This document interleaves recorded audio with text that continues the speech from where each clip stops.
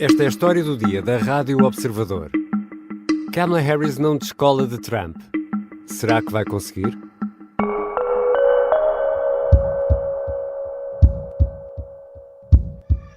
What kind of country do we want to live in? There are some people who think we should be a country of chaos, of fear, of hate. But us, we choose something different. We choose freedom. Freedom, freedom, I can't move. Freedom, cut me loose. Yeah. Freedom, freedom. Os vídeos de campanha de Kamala Harris dão conta do entusiasmo que se vai vivendo na campanha democrata. A candidata conseguiu contrariar o desânimo e galvanizar apoiantes e eleitores. Mas Trump e Harris seguem empatados ou vão ganhando pequenas vantagens num ou noutro estado. E a mês e meio das eleições presidenciais de 5 de novembro nos Estados Unidos, tudo está em aberto. Kamala Harris conseguiu chegar aqui, mas será que vai conseguir distanciar-se de Trump? E não está a conseguir crescer mais porquê? É sobre isto que vou conversar com Bruno Cardoso Reis, historiador, professor universitário, autor do podcast da Rádio Observador 5 Continentes. Eu sou o Ricardo Conceição e esta é a história do dia de sexta-feira, 20 de setembro.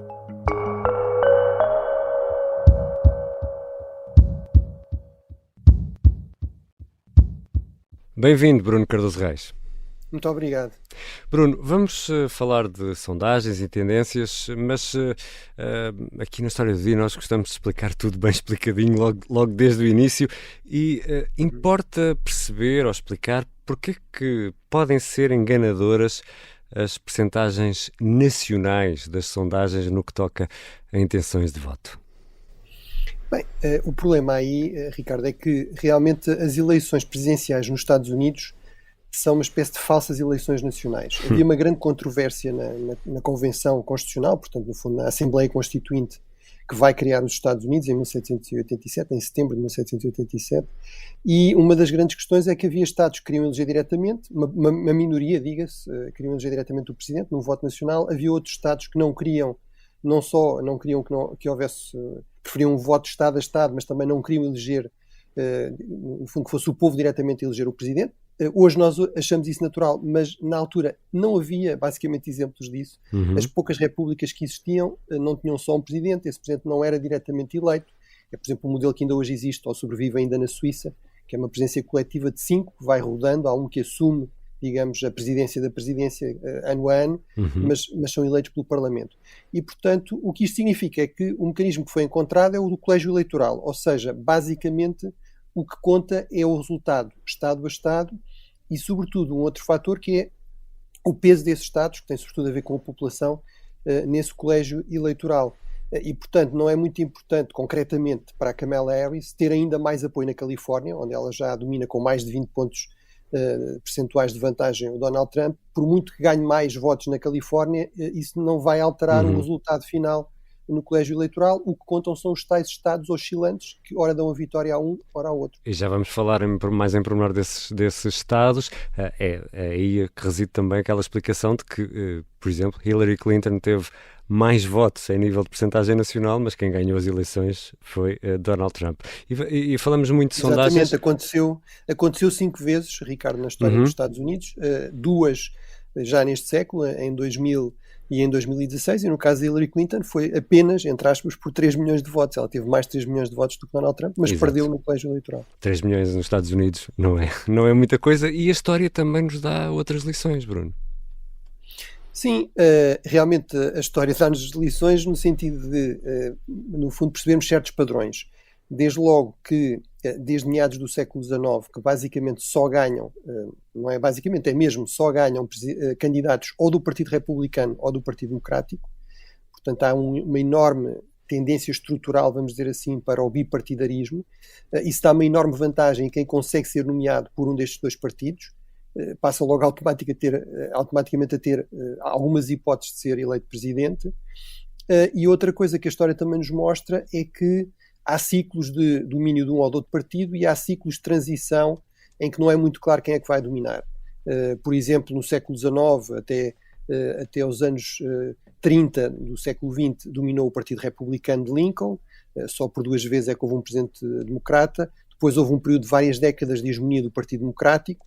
Nos últimos anos, basicamente desde o início do século XXI, o que temos é uma tendência para eleições muito renhidas, com resultados muito incertos até basicamente a data das eleições. A única exceção foi eventualmente a vitória de Obama em 2008, mas realmente isso diz-nos que provavelmente é isso que vamos ter, ou seja, uma eleição bastante renhida, e aí as sondagens confirmam o histórico, vamos dizer assim. E há pouco falaste nesses estados onde tudo se joga, e são 7. Quais são esses 7 estados, Bruno Cardoso Reis? Exatamente, ou seja, os estados não são todos iguais. Temos estados que são realmente os chamados swing states, ou estados oscilantes. Nestas eleições de 2024, há um grande consenso que são basicamente, vamos dizer, 3 a norte, a Pensilvânia, o Michigan e o Wisconsin, depois 3 na zona mais a sul, dos estados históricos do sul, a Carolina do Norte e a Geórgia, e depois 3 no oeste, e depois 2 no oeste, o Nevada e o Arizona. E portanto num total de 7 estados que oscilam, ora dão a vitória a um, por um lado historicamente, e por outro as sondagens neste momento são tão renhidas, são tão próximas, que basicamente ou há empate ou há vantagem de um lado ou do outro, mas por margens muito curtas, de 1-2%, o que significa que basicamente estão na margem de erro, ou seja, estão empatados. E porquê que a Pensilvânia é aqui o estado dos estados? Porquê que está a suscitar tanto interesse? Eu diria principalmente por 2 razões. Uma é uma razão bastante objetiva, que é, se olharmos para este mapa, digamos, do colégio eleitoral, temos o número de grandes eleitores estado a estado, como eu digo, corresponde basicamente à população, portanto os estados mais populosos têm mais eleitores. Ora, destes estados oscilantes, a Pensilvânia é aquele que tem mais grandes eleitores, tem 19. O mais próximo disso depois é a Carolina do Norte e a Geórgia com 16, mas, por exemplo, o Nevada e o Arizona somados dão 17, ou o Wisconsin e o Michigan somados dão 25, portanto, só a Pensilvânia tem aqui um peso muito grande. A segunda outra grande razão é que é fundamental para vencer a Pensilvânia conseguir o voto digamos, dos trabalhadores menos qualificados, dos homens brancos, digamos, operários menos qualificados. Se a Kamala Harris não conseguir isso na Pensilvânia, provavelmente também vai perder noutros estados, por exemplo, no Michigan, no Wisconsin, no chamado Rust Belt, e mesmo noutros destes estados oscilantes, e portanto diria que é sobretudo por essas 2 razões. Nessa altura, Kamala Harris e Donald Trump estão empatados a nível nacional, na tal percentagem nacional, mas aqui na Pensilvânia a candidata tem uma ligeira margem. Esta ligeira margem é suficiente para galvanizar ainda mais a campanha democrata, ou é assim tão pequena que a margem de erro das sondagens não permite grandes festejos? Sim, eu diria que não permite grandes festejos, ou seja, na média das sondagens anda à volta de 2%. Isso é melhor, obviamente, do que estar empatado ou estar em desvantagem, que era, aliás, o que estava a acontecer a Joe Biden até ter desistido, digamos, da candidatura presidencial, mas é realmente uma margem bastante curta. E aí, mais uma vez, até o histórico também nos ajuda um pouco. Se nós compararmos as sondagens de Kamala Harris neste momento com Joe Biden ou mesmo Hillary Clinton, ela está abaixo da margem de vitória, quer de um, quer do outro, nesta altura, não é? Mas aí estamos a falar sobretudo das sondagens nacionais. Mas em todo caso é uma vantagem, mas realmente não é o suficiente para estar descansado. Eu diria que se os responsáveis democratas acham que a eleição está a ganha, enfim, aí sim haveria reais razões para preocupação, pelo menos para quem acha que era importante que Kamala Harris ganhasse, porque realmente parece-me evidente que não é assim, ou seja, continua a ser uma eleição muito competitiva, muito renhida, apesar de Donald Trump ter grande rejeição, também tem grande apoio. Portanto, não é só a questão de Kamala Harris precisar de recuperar da desvantagem de Biden ou conseguir conquistar votos, por exemplo, entre este eleitorado que cada vez mais desconfia do Partido Democrático, como sendo um partido muito urbano, muito elitista, este eleitorado mais de operários, mais de trabalhadores menos qualificados. É também que Donald Trump consegue ser muito popular, não entre uma maioria dos americanos, nunca conseguiu ter mais de 50% de apoio entre os americanos, mas entre uma percentagem muito significativa e muito militante de americanos muito insatisfeitos com a forma como as coisas funcionam, em termos da economia, do Estado, dos costumes, etc. Já voltamos à conversa com o especialista em relações internacionais e historiador Bruno Cardoso Reis. Kamala Harris conseguiu criar uma onda, galvanizar o partido e os eleitores, mas não está a descolar. Por que será?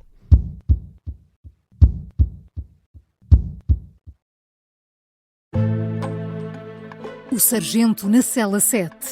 O homem na cela 7 escapou à morte por pouco. Piratinha do ar. Eu já disse que ele só tem 16 anos. Um espião no Kremlin. Esta é a história escondida de como Putin montou uma teia de poder e guerra. O encantador de ricos. Todos queriam estar com ele, todos queriam ser vistos com ele e todos queriam fazer negócios com ele. Operação Papagaio. Dão-lhe a entender que o melhor é que também fique calado. Matar o Papa. Crono não está só disposto a matar, também está disposto a morrer. Um rei na boca do inferno. A mansão da boca do inferno está cheia de espiões e informadores, por dentro e por fora. São histórias que fazem parte dos Podcast Plus do Observador. Pode ouvir no site do Observador, nas plataformas de podcast e no YouTube. Podcast Plus é mais do que um podcast. Estamos de regresso à conversa com Bruno Cardoso Reis, autor do podcast 5 Continentes e também presença regular noutros podcasts da Rádio Observador, como o América Dividida e o Gabinete de Guerra. Bruno, nos Estados Unidos há também um fenómeno muito interessante que até ver por cá não se verifica, ou pelo menos não tem a mesma força, que passa pelo apoio das celebridades. Oprah Winfrey tem agora uma ação conjunta com Kamala Harris, fez o mesmo, apoiou Barack Obama e quando fez, a agulha mexeu, houve esse apoio de Oprah Winfrey a Barack Obama, fez mesmo mexer a agulha. Agora Kamala Harris conta também com o apoio de uma estrela, Taylor Swift, uma cantora norte-americana que vai mobilizando milhões e milhões de pessoas em todo o mundo. Ora, Kamala conta com Oprah e Taylor Swift, mas parece que não está a ter grandes consequências este apoio, ou está? Bem, eu diria que isto, por um lado, deve-nos fazer lembrar que, enfim, à partida das pessoas, pelo facto de gostarem de ver uma estrela na televisão ou de ouvir uma estrela na rádio, enfim, na música, não quer dizer que automaticamente votem de acordo com o que essa pessoa diz, pensa. Não é? Com o que ela pensa. Aliás, Pharrell Williams está agora envolvido numa polémica precisamente porque disse isso mesmo, nem percebe porque é que as celebridades se manifestam em relação às preferências de voto e tem sido criticado por isso. Mas desculpa interromper-te, Bruno. Não, exatamente, é um ponto pertinente, ou seja, há inclusive essa discussão se será muito legítimo ou não. A minha posição é, à partida, eles são cidadãos livres, à partida, nos Estados Unidos, aliás, há um princípio, digamos, quase que extremo de liberdade de expressão, de defesa de opções políticas. Se o Elon Musk pode declarar, e até declarar com milhões depois de financiamento, quem é que apoia, também pode o George Clooney ou a Oprah Winfrey. Apesar de tudo, eu diria, estes dois casos são talvez um bocadinho distintos, mas não é expectável que tivessem aqui um impacto, digamos, tremendo, que alterasse as dinâmicas da corrida. Acho que isso realmente não existe. Eu diria, tendencialmente serão um pouco mais influentes do que outros. Porquê? Porque a Oprah Winfrey é realmente de longe a mais popular na televisão americana. É alguém que não é vista propriamente como completamente alinhada com um partido, como por exemplo é o caso de George Clooney, que é aliás um grande financiador do Partido Democrático. Portanto não dá assim apoios políticos com tanta frequência e portanto para aqueles eleitores mais moderados, mais indecisos, pode ter algum impacto. Por outro, eu diria que Taylor Swift também é um caso um pouco especial e sobretudo, digamos, pelo grau de militância das suas fãs, dos seus fãs, das Swifties. Os Swifties e as Swifties, e sobretudo esta questão que é um eleitorado jovem que muitas vezes se manifesta de forma muito vocal, muito visível nas redes, etc., mas depois não vai votar.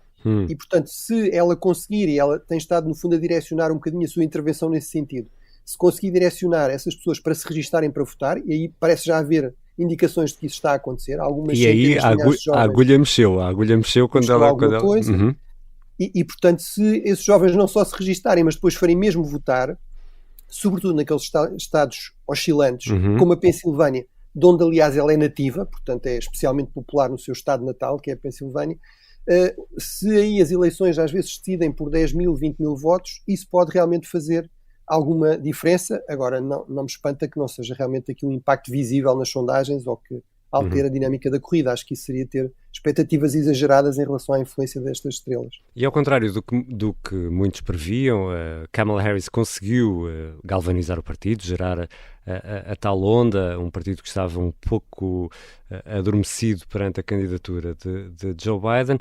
A candidata tem-se mostrado ao eleitorado, fala muito de si, e isso foi perceptível no debate com Trump, fala muito de si, do percurso pessoal e profissional, mas fala pouco de política, ou é impressão minha, ou é porque Trump poderá ser mais forte em dois pontos-chave nas eleições norte-americanas, que é a questão da economia, os americanos votam com a carteira, como se costuma dizer, e também a questão da imigração. Eu diria, a Kamala Harris realmente conseguiu uma coisa fundamental, que foi inverter aquela onda de pessimismo e desmobilização e sondagens cada vez piores em cada vez mais estados para Joe Biden. Portanto, isso já é algo positivo, do ponto de vista do Partido Democrático, claro. Depois, é verdade que todas as sondagens mostram que há grande insatisfação nessas duas áreas, na economia, sobretudo por causa da questão da inflação, porque os números do emprego e até do crescimento económico têm sido bastante razoáveis ou bons, mas há realmente essa questão do custo de vida, do custo da habitação. Ela aí tem tentado propor algumas coisas, mas tem um equilíbrio complicado, também de não se demarcar completamente da presidência anterior, da administração Biden, da qual foi vice-presidente, e sobretudo a questão da migração, onde Trump e Vance tentam sempre lembrar que ela foi uma espécie de czar da imigração. Porque ela tinha esse ploro, não é? Tinha o ploro, sobretudo, das relações externas ligadas às migrações e não propriamente todo o problema, não da dimensão mais interna de controle de fronteira, etc. Mas, enfim, mas isso é o que ela também alega, mas já está claramente na defensiva num ponto e no outro. Apesar de tudo, ela tenta propor ideias novas, que eu acho que é uma ideia inteligente, ou seja, dizer, ok, temos aqui um problema, vamos tentar fazer melhor, dar mais apoio à habitação, aliviar os preços, vamos reforçar a fronteira. E também aí tem um ponto que é dizer, nós até tínhamos legislação preparada com o apoio republicano e foi Trump que vetou isso, basicamente, que obrigou a que isso não fosse aprovado no Congresso porque queria continuar a usar isto na campanha eleitoral, mas em todo caso são áreas de fragilidade evidente e, portanto, eu acho que tens muita razão, ou seja, ela tenta sobretudo argumentar com esta ideia da viragem de página, de estamos fartos disto, deste caos, desta polarização, Donald Trump encarna isso, portanto vamos virar a página e, portanto, transformar isto sobretudo muito numa questão de caráter e, no fundo, procurar projetar Trump como um extremista e ela como uma moderada e, por exemplo, no debate, acho que ela conseguiu isso com bastante eficácia. E, portanto, claramente é esse o objetivo. Agora, vamos ver se isso será suficiente para ganhar a eleição. Exatamente, porque ela consegue gerar essa onda, ao contrário daquilo que se calhar que estava previsto, criar o tal momentum, como gostam os norte-americanos de dizer. Mas porquê é que não descola de Donald Trump? Bem, eu aí penso que tem a ver, por um lado, com este quase culto da personalidade de Donald Trump, ou seja, realmente ele tem ali uma base muito fiel que, basicamente, como ele próprio disse, não é? Ele podia dar um tiro a alguém na Quinta Avenida, em Nova Iorque, e essas pessoas continuavam a apoiá-lo. Portanto, há um grupo, digamos, de fiéis de Donald Trump, que talvez ante os 25%, 30%, que basicamente seguem-no e se identificam completamente com ele e acham que tudo o que ele diz ou faz está bem. Qualquer ataque a ele é visto como um ataque quase a eles próprios. Portanto, isso é uma base muito sólida e portanto, dá-lhe aqui alguma capacidade de encaixe. Depois, a segunda questão tem a ver muito com esta grande polarização, com este sistema bipartidário em que, no fundo, se sabe que por sistema ganha um partido ou outro e, portanto, há muitos votantes republicanos que, mesmo não gostando muito de Donald Trump, e aqui não é uma tese minha, basta ver as primárias, por exemplo, com a Nikki Haley, em que ela teve resultados já sem estar oficialmente em campanha de 20%, não é? Mas muitos desses republicanos, em última análise, acabam ou por se abster, no máximo, ou então acabam mesmo por votar em Donald Trump, porque acham que, quando se trata de questões económicas, de impostos, questões de costumes, de combater esta vaga mais de cancelamentos, woke, etc., alinham mais com o Partido Republicano. E, portanto, acho que isso significa que há uma tendência estrutural já há várias décadas para eleições muito renhidas, em que é muito difícil a um candidato ou outro descolar completamente por causa deste dado estrutural, digamos, de grande polarização e grande desconfiança já muito cristalizada do outro lado. Não é? Os republicanos desconfiam muito dos democratas, os democratas também desconfiam muito dos republicanos. Ou seja, apesar desse aparente sucesso de Kamala Harris, de contar com boa imprensa, de Donald Trump dar mostras, pelo menos com os olhos de quem vê deste lado do Atlântico, com os olhos mais europeus, de dar mostras de estar assim um pouco perdido, de ser ele agora o velho nesta corrida, quando estamos a mês e meio das eleições, estamos a 46 dias das eleições, nesta sexta-feira, 20 de setembro, continua tudo completamente em aberto. É melhor não fazer apostas.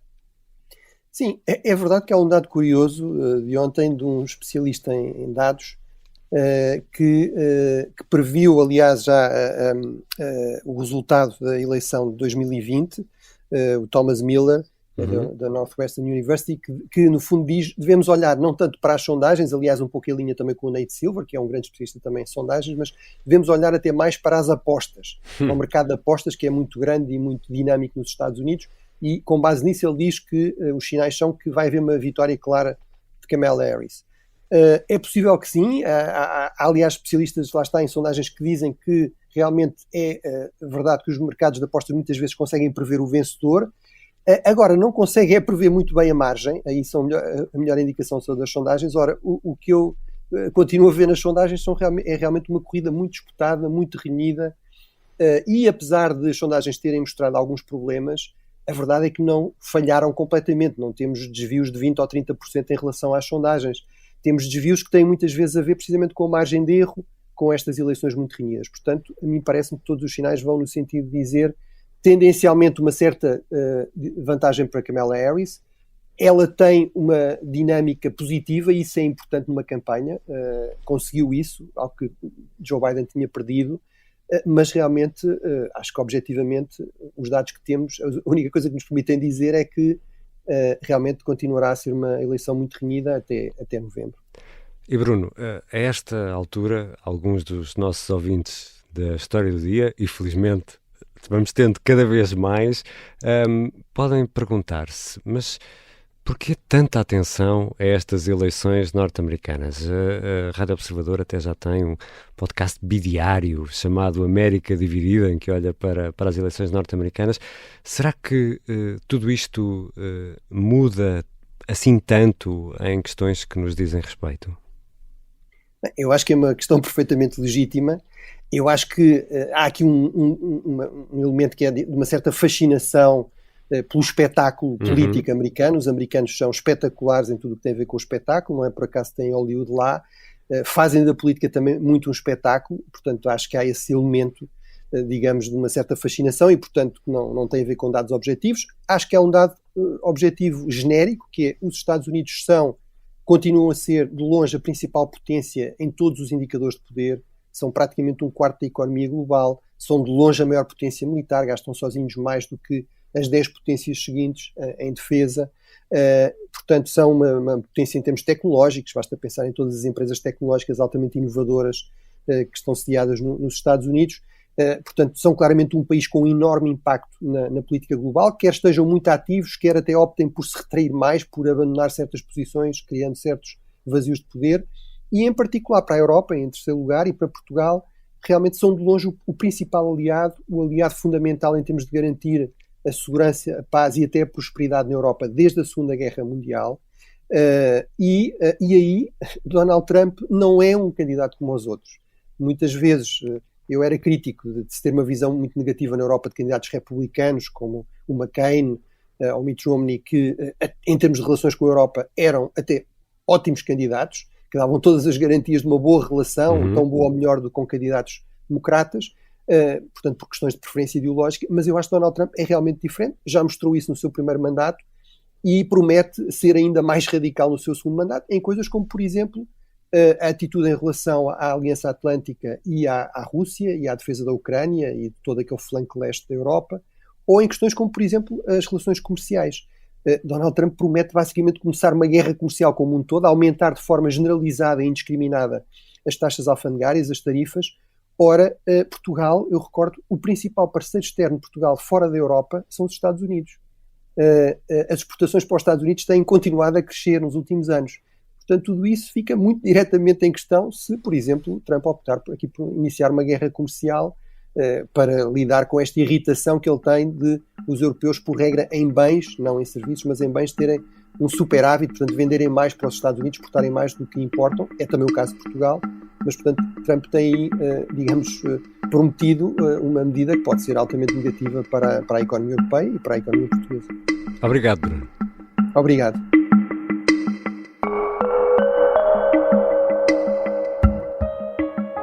Bruno Cardoso Reis é historiador, especialista em relações internacionais e segurança e é o autor do podcast 5 Continentes. E também o podemos ouvir diariamente na Rádio Observador, no América Dividida ou mesmo no Gabinete de Guerra. Esta foi a história do dia. A sonoplastia é do Pedro Oliveira, a música do genérico do João Ribeiro. Eu sou o Ricardo Conceição. Bom fim de semana.